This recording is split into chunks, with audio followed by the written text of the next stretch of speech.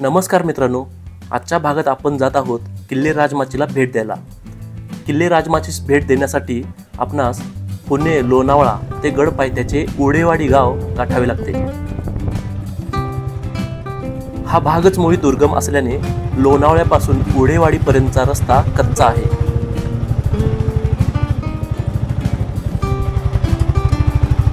घनदाट जंगल आणि अजस्र दऱ्या असल्याने हा किल्ला इतरांच्या पेक्षा वेगळा ठरतो।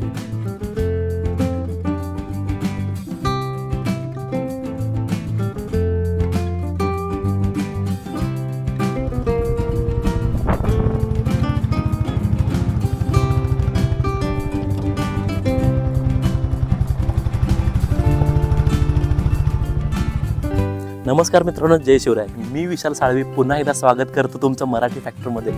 मित्रांनो, घाटमाता आणि गड किल्ले यांचं एक वेगळंच नातं आहे। सह्याद्रीमध्ये असा घाटमाता नाही आहे जिथे किल्ला नाही आहे। पूर्वीच्या दुर्ग स्थापत्यकारांनी डोंगरकडेत असून त्यावरती तटबंदीचे शेला पागोटे चढवले आणि किल्ले उभे केले। कित्येक पिढ्या आल्या आणि गेल्या, मात्र हे गड किल्ले पुराण पुरुषाप्रमाणे स्थितप्रज्ञ राहिले। लोणावळ्याच्या बोरघाटामध्ये असाच एक किल्ला आपल्याला छातीचा कोट करून निधड्या छातीने आपला गौरवशाली इतिहास दिमागदारपणे सांगतोय। दुर्गप्रेमींच्या आवडत्या किल्ल्याच्या यादीमध्ये या किल्ल्याचा हक्काने समावेश करण्यात येतो आणि हाच किल्ला म्हणजे किल्ले राजमाची। मित्रांनो, आता मी किल्ले राजमाचीच्या पायथ्याशी उभा आहे आणि हाच किल्ला आजच्या दुर्ग भ्रमंतीमध्ये आपण पाहणार आहोत। तर चला, जास्त वेळ न घालवता सुरू करूया आजच्या दुर्ग भ्रमंतीला। मित्रांनो, किल्ले राजमाचीला 2 बालेकिल्ले लावलेत। हा माझ्या मागे दिसतोय, हा आहे श्रीवर्धन आणि माझ्या उजव्या हाताला आहे मनोरंजन। तर पहिल्यांदा आपण श्रीवर्धन हा बालेकिल्ला पाहणार आहोत आणि नंतर आपण मनोरंजन पाहायला जाणार आहोत। तर चला, किल्ल्याकडे जाणारी वाट गर्द झाडीतून जाते।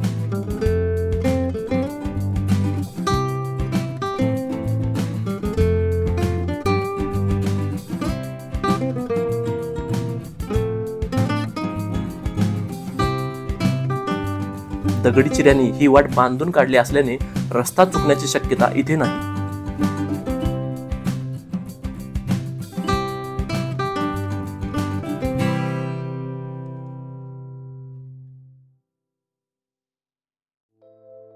काही वेळातच आपण किल्ल्याच्या माचीवर असलेल्या भैरवनाथ मंदिराच्या प्रांगणात दाखल होतो।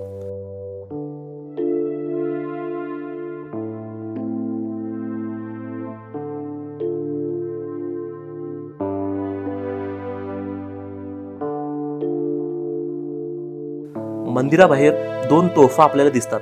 त्यातली एक तोफ भग्न झालेली आहे।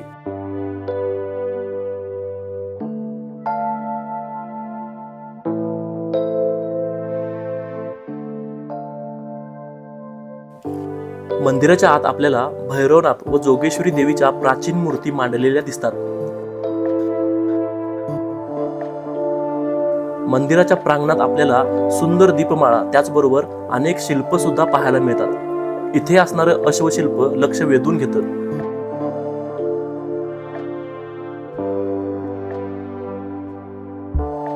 तसेच नागशिल्प, शिवलिंग आणि गजांत लक्ष्मी शिल्प सुद्धा इथे आपण पाहू शकतो।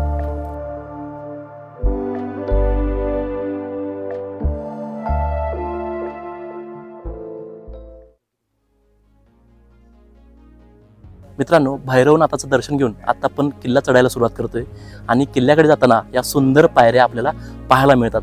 तर याच पायऱ्यांवरून आता आपण किल्ले चढायला सुरुवात करतोय। चला तर मग,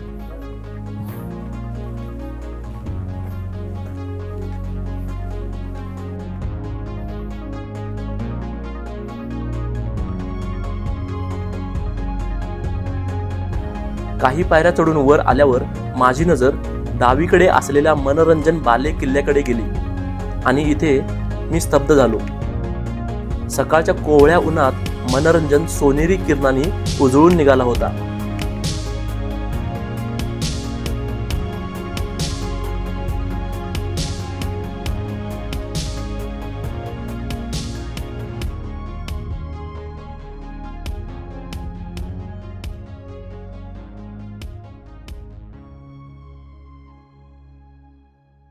10-15 मिनिटातच आपण किल्ल्याच्या पहिल्या प्रवेशद्वाराजवळ आलोय असं म्हटलं जातं की किल्ला हा सातवाहनकालीन आहे, त्यामुळे सातवाहन, यादव, राष्ट्रकूट, चालुक्य, निजामशाही, आदिलशाही आणि शिवशाही या सगळ्या सत्ता या किल्ल्याने अनुभवलेल्या आहेत। तर मित्रांनो, हा किल्ला तसा खूपच जुना आहे आणि बघूयात जाऊन पहिला दरवाजा कसा आहे। चला तर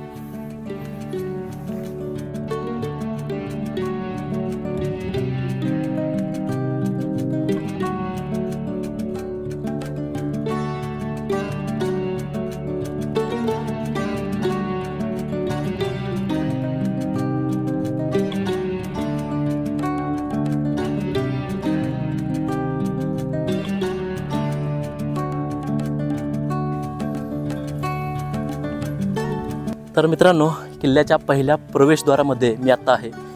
तर किल्ल्यामध्ये जाणारा हा जो मार्ग आहे ना, जर तुम्ही तो पाहिलात तर तो लपलेल्या अवस्थेमध्ये किंवा लपलेल्या ठिकाणी असा दिसतो, कारण की हा गडाचा जो बुरुज आहे तो हा मार्ग लपवण्याचं काम करतो, त्यामुळे हा मार्ग सहसा खालून दिसत नाही। तर अशी वैशिष्ट्यपूर्ण रचना या दरवाजाची इथं आपल्याला पाहायला मिळते। चला पुढे जाऊन बघूयात अजून काय आहे।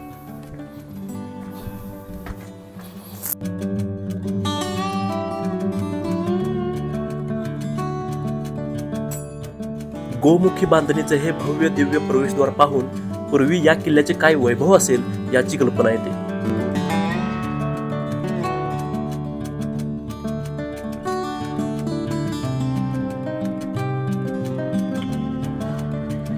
प्रवेशद्वाराच्या आत नक्षीदार स्तंभ व घडीव दगड अस्ताव्यस्त पडलेले दिसतात।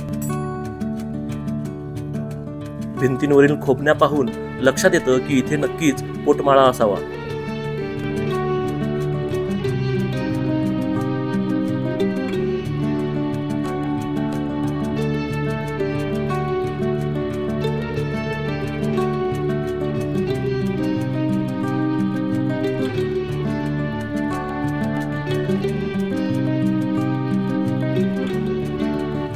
दरवाजातून पुढे पायरी मार्गाने गेल्यावर 2 पाण्याच्या टाक्या आपल्याला पाहायला मिळतात।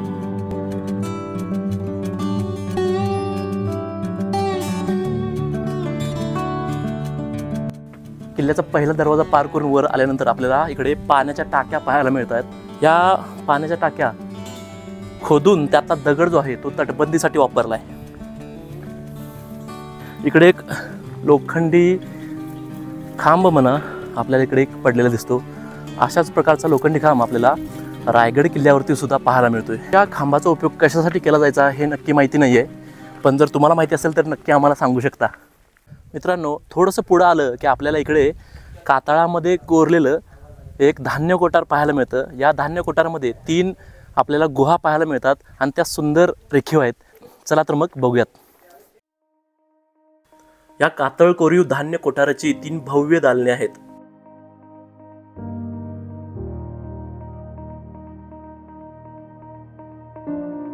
त्यापैकी मधल्या दालनाच्या प्रवेशद्वारावर गणेश शिल्प दिसून येते। हे दालन इतर 2 दालनांपेक्षा आकाराने मोठे आहे।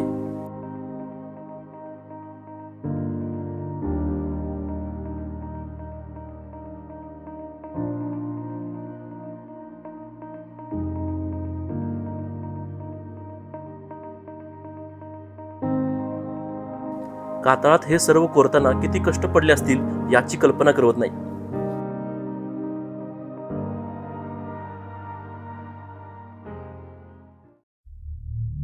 धान्य कोठार पाहून आता आपण आलोय श्रीवर्धन बाल्य किल्ल्याचे वैशिष्ट्य असलेला चिलकती बुरुज पाहायला। इथून दिसणाऱ्या उंच उंच डोंगरदऱ्या आणि वाहणारा वारा यामुळे इथला नजारा सुंदर बनतो।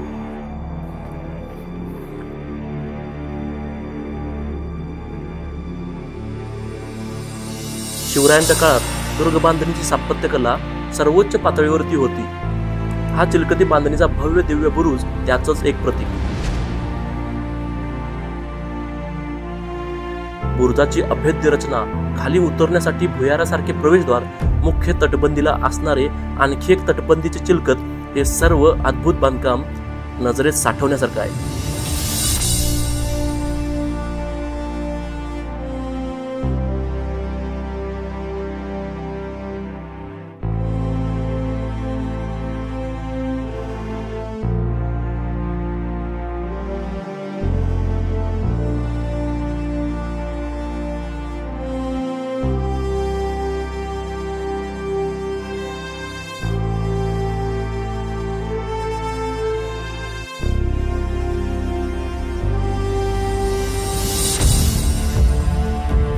सह्याद्रीच्या या डोंगर दऱ्यात हा राजमाची किल्ला दिमागदारपणे आपला इतिहास सांगतोय.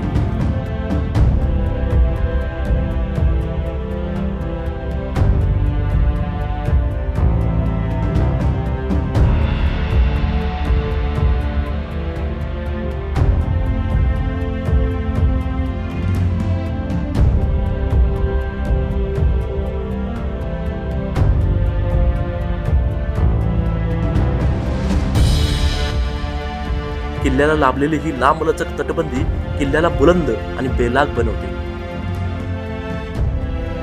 छत्रपती शिवाजी महाराजांनी सन 1657च्या सुमारास हा किल्ला जिंकून घेतला होता. महाराजांनी किल्ल्याच्या दुरुस्तीसाठी 5000 होणांची तरतूद सुद्धा केली होती.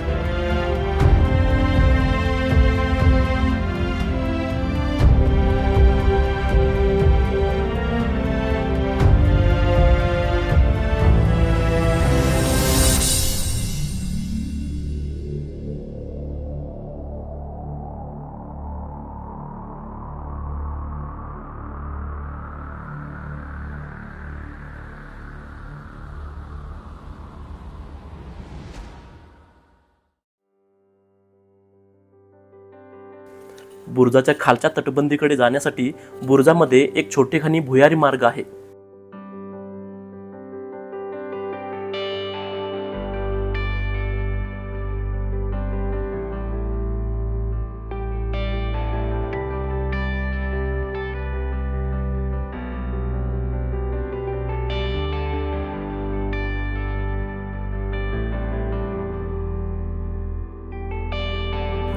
जेव्हा मुख्य बुरुजाच्या तटबंदीला आणखी एका तटबंदीचं चिलकत घालून संरक्षित केले जाते तेव्हा त्याला चिलकती बुरुज म्हणतात.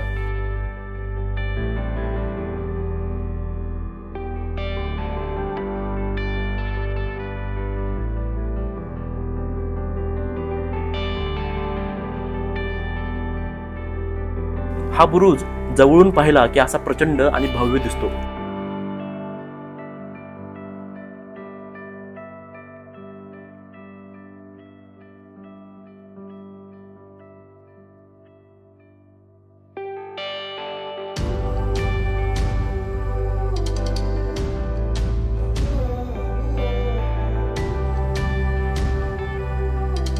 चिलकती बुरुजावरून पुढे तटबंदीवरून चालत गेल्यावर आपल्याला एक मोठं पाण्याचं टाकं पाहायला मिळतं.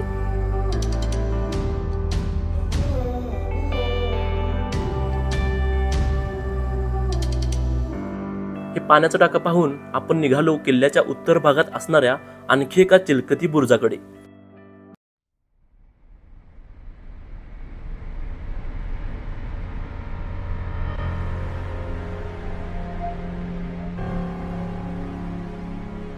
श्रीवर्धनच्या उत्तरेकडे नागमोडी सोंडेच्या टोकावर आणखी एक अप्रतिम असा चिलकती बुरुज पाहायला मिळतो.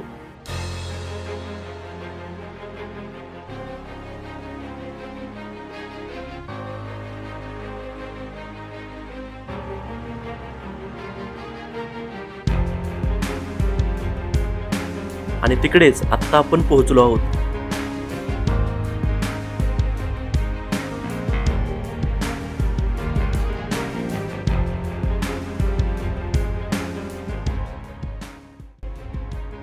मित्रांनो, मी आता आलोय एका चिलकती बुरुजावरती आणि चिलकती बुरुज हे छत्रपती शिवाजी महाराज यांच्या दुर्ग स्थापत्य कलेचं एक वैशिष्ट्य आहे.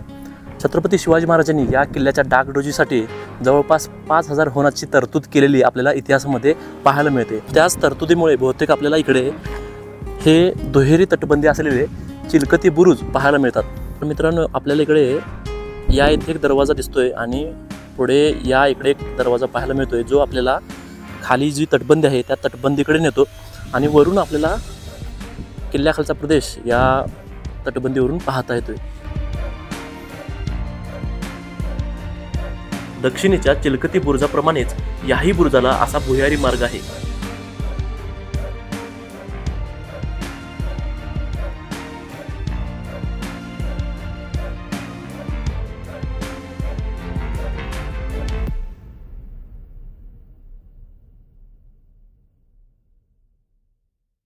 इथली तटबंदी मात्र काही अंशी चांगल्या अवस्थेत आहे.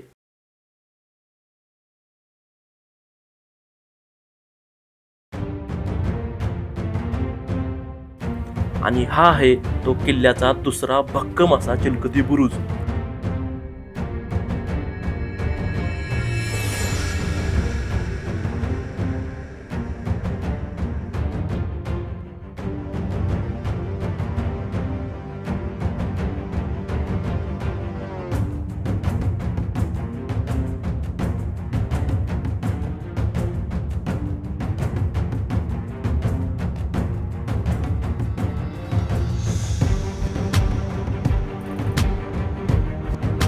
याही बुरुजावरून सुंदर निसर्ग पाहता येतो.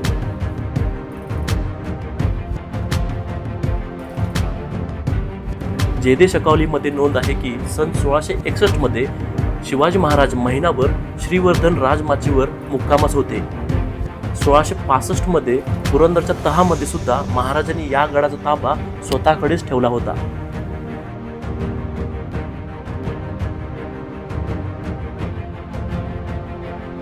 महाराजांनीच केलेल्या डागडुजीमुळे आजचे राजमाचीचे सुंदर रूप आपण पाहू शकतो.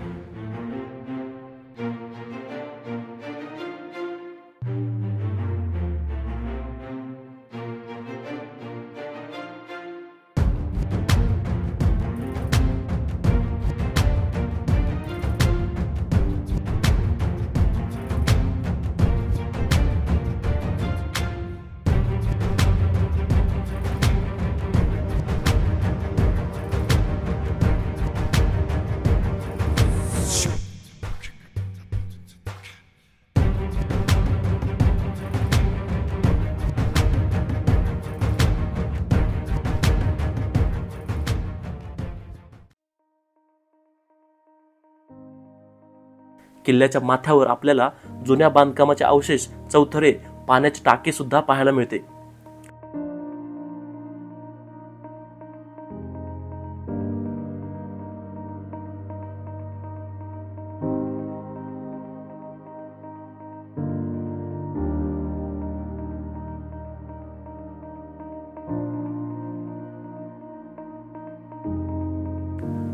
बांधकामाचे हे अवशेष 3 ते 4 फूट उंच आहेत.